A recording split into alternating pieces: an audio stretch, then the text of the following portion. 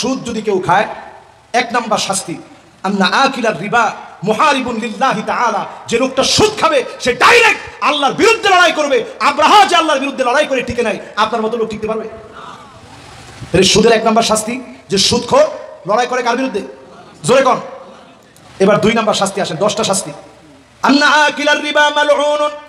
যেই লোক সুদ খাবে জমিন তাকে লানত দিবে, আল্লাহ পাক তার উপরে গোসা হয়ে থাকবে, ফেরেশতারা লানত দিবে।